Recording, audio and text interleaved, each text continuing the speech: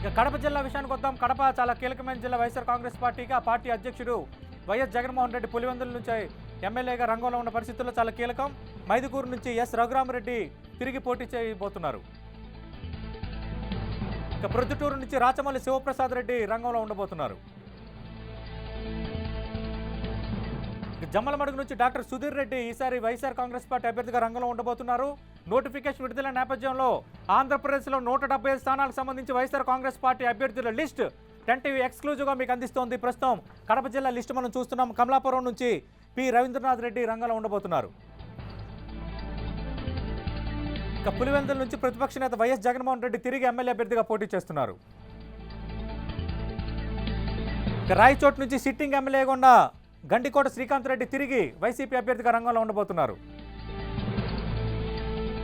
ఇక రైల్వే కోడూరు నుంచి సిట్టింగ్ ఎమ్మెల్యేగా ఉన్న కోరమట్ల శ్రీనివాసులు తిరిగి అదృష్టాన్ని పరీక్షించుకుంటున్నారు.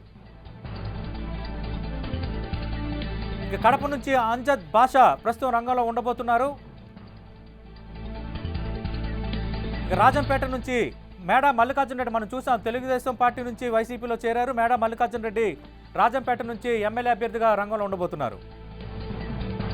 ఇక బద్వేల్ నుంచి జి వెంకట సుబ్బయ్య వైసీపీ అభ్యర్థిగా అదృష్టాన్ని పరీక్షించుకుంటున్నారు.